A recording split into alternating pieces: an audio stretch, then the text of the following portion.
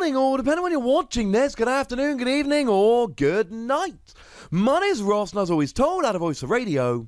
So today, we're going to be taking a look at the top 10 cards from Pokemon Sword and Shield, the new set that has just come out in Japan. Now, quick heads up before we start, there are a lot of cards in the set that are going to see a really large amount of play. There are cards that I like very, very much indeed, like for instance Cramorant V, which can do 160 to your opponent's bench Pokemon, just destroying those Dedenne on your opponent's bench, which came very close but didn't make the list. It was an extremely difficult list to make with some very, very tough cuts, so please don't be sad about some of the cards I've left off. Judging from early results in Japan, and it is early, these cards, all the top 10, look like they're going to see a lot of play. So in at number 10, we've got Normal Rod, or Fishing Rod, however you want to translate it. And this is not one of the most exciting cards in the set, alright? But it's needed. You see, what it does, it lets you shuffle up to 2 Pokemon and up to 2 basic energy from your discard pile into your deck. And given that we don't have something like Super Rod at the moment, this becomes an incredibly crucial card. No, it's not a particularly exciting pick, I'm sorry about that. But the fact of the matter is, in terms of item recovery for Pokemon, we don't have anything better, and this is still quite a lot better than Lana's Fishing Rod, at least for recovering Pokemon. So I've got to pop it on the list. Sorry about that. Coming in at number 9, we've got Indeedee V. Indeedee V looks like a phenomenal Pokemon that is going to pop up in a bunch of decks between now and the rotation, which will be a few years away yet. Really here, I see it seeing more play for the ability Watch Over. Once during your turn, you may heal 20 damage from your active Pokemon. We've seen it working for Stonejourner, and we're going to see it working for a whole bunch more. The fact of the matter is, it just allows healing. You can put 4 of these on your bench and heal 80 damage a turn. That is good healing, it is quite a bit of healing, it is easy healing. It's something that is very, very easy to actually get rolling. Now, it's actually got a nice attack as well. 1 Psychic, 2 Colorless Energy, 10 damage, plus 60 more for each energy attached to your opponent's active Pokemon. So that's not bad. And we like the resistance to fighting, but I think it is the healing that is going to be the main reason this sees play. In at number 8, Metal Saucer, or as I like to refer to it, Aqua Patch for Metal Pokemon. You can attach a metal energy from your discard to one of your bench metal Pokemon. And it might sound vaguely underwhelming, I assure you ladies and gentlemen, it is not. It is going to give every metal deck a huge amount more consistency and speed from here until the moment it rotates out. It is going to make metal Pokemon viable that probably shouldn't be viable. Look at something like Zacian V. Now that's going to come up later on in the video, but something like that, giving a little bit of extra speed to hit 230 with Brave Blade really does make a gigantic difference. And this is going to be the case for every metal Pokemon until this rotates. I am a huge fan of Copperaja. 3 metal energy, 220, although if you've got 8 damage counters or more on it fails. The fact of the matter is, without Metal Saucer, I'm not sure I could make that work. With Metal Saucer, I feel very confident that I can make that work. In at number 7, and it looks way too low, but I cannot find room to put it higher, it is Frosmoth. And Frosmoth's got Rain Dance, right? The ability of Frosmoth lets you attach as many water energy as you like from your hand to your bench Pokemon. You can just attach as much water energy as you like, though only to the bench and only to water Pokemon. It's a kind of ability we've seen on Blastoise as a stage 2. It's a slightly worse ability, because you can only attach to the bench, but not enough to actually make it relevant. This is already seeing a lot of play with stuff like Lapras VIMAX, a Pokemon that was close to making the list, but I could not find the room. And again, this is one of those cards that is just going to make every single water Pokemon better from now until the time it rotates out. It's already proving to be one of the best decks in the format, and I don't see this changing or slowing down anytime soon. In at number 6, we've got Aurora Energy, and this really looks like the kind of card that people are going to look back on and go, "You put that at number 6, you moron!" Because Aurora Energy is great. You've got to discard a card from your hand in order to play it, but then it is literally just any energy. It is a rainbow energy, but instead of taking a damage counter when you play it, you discard a card from your hand. And there's 2 things this does beautifully. Firstly, it means you can play 4 Rainbow Energy and 4 of this, meaning you've now got 8 of these cards in your deck rather than 4. That makes a gigantic difference. Secondly, it means you can play an energy like this without having to take a damage counter and potentially putting your Pokemon in range. Mewtwo and Mew, if your opponent wants to KO it with weakness, they need to do 140. If you attach a Rainbow Energy, now they only need to do 130 with weakness.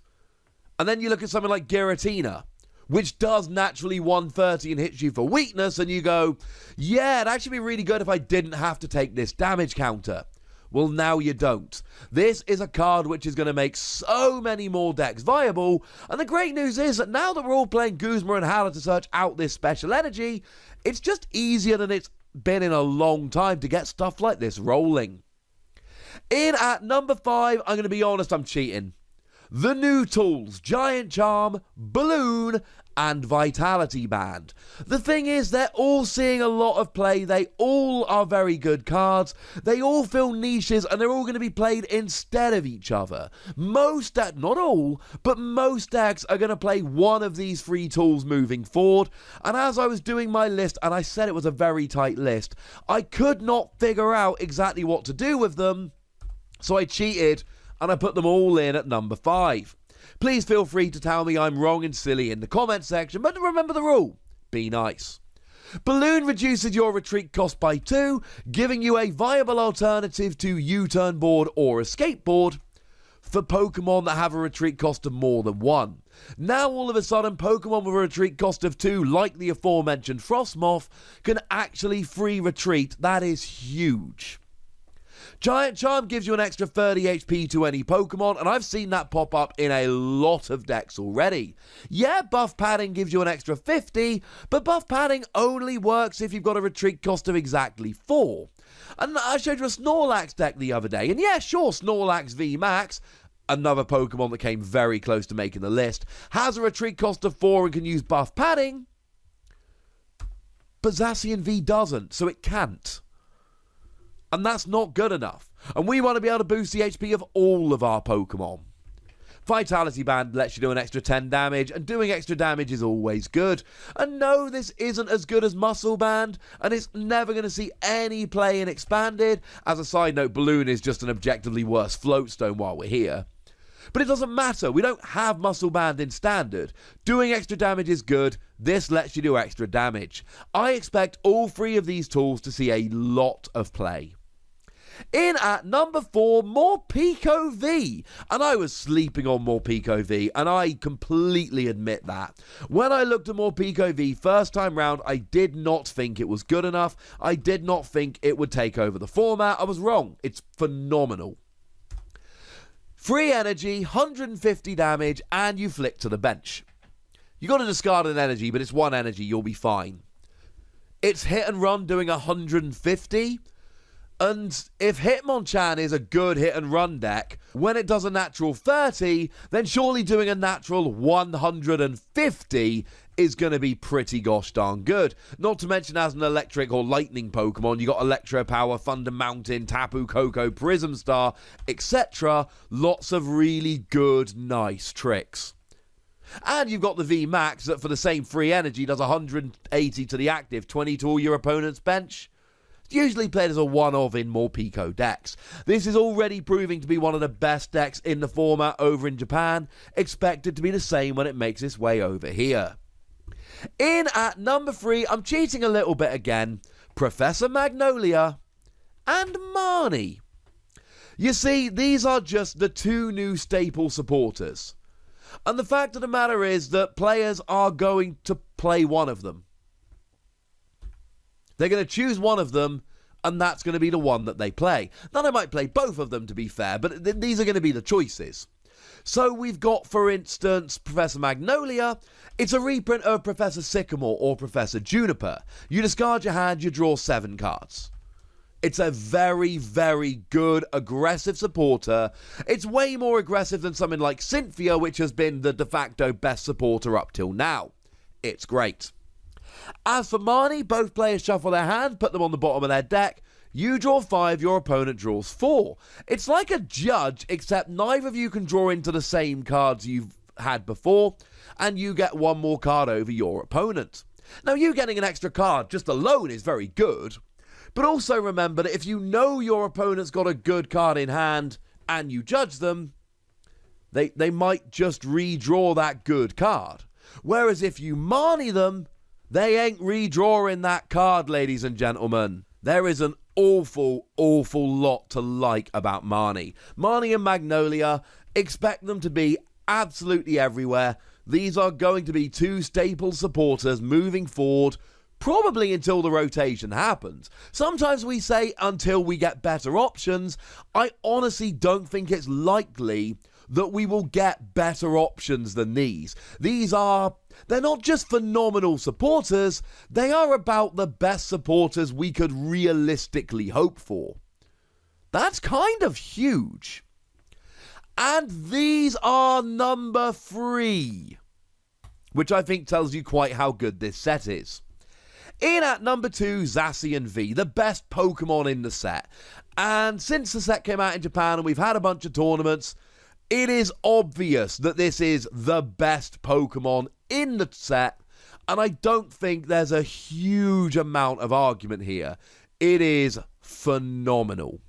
It's got an ability that lets you essentially draw 3 cards, but any of them that are metal energy you get to attach to Zacian. And alright, it ends your turn, as it gosh darn well should. It's one of the most ridiculous abilities we've ever seen. But you draw 3 cards attaching any metal energy you like to it. And remember, you can't attack going first turn 1, so you need something to do. Use this. And then free energy, a flat 230 is nuts. I remember when Ho-Oh for 4 energy did a flat 180 and we were all like, yeah, that's amazing. Now, admittedly, HPs are slightly higher here, but free energy 230 is beyond good. And you've got the ability. And you've got Metal Saucer. So you're really not going to be struggling in any way, shape, or form actually getting this rolling. This is going to be a Pokemon which is going to work and is going to be great. Like full on, over the top, proper job great. But the best cards in the set, and I don't think it's particularly close, the best cards in the set are Quick Ball and Evolution Incense. These will transform the game in a ridiculous manner. Quick Ball lets you discard a card from your hand and then search your deck for a basic Pokemon. And Evolution Incense just lets you find an evolution Pokemon. Clue's kind of in the name there. These are our new Pokemon search options, and they are great Pokemon search options. These make non-GX, non-V single prize decks viable again. These make putting in techs easier again. We have been struggling since rotation with Pokemon communication and not much else. And we've gone, well, I can play a GX deck because it's got Cherish Ball. Psychic decks, they're viable because of Mysterious Treasure. And most typings, we've just been like, no. There just isn't a particularly good way of searching them out. And these cards will actually do that. They actually give you that. They make decks viable that weren't before. The reason these are number 1, and I don't think it's particularly close, is because they will entirely transform the format. They will make the range of good decks so much wider. And incidentally, not only are they the best cards, they are the cards we needed most and the cards that make me most happy. It's a wonderful, wonderful thing. So there you go, ladies and gentlemen. Those are the top 10 cards from Sword and Shield. It is a very good set.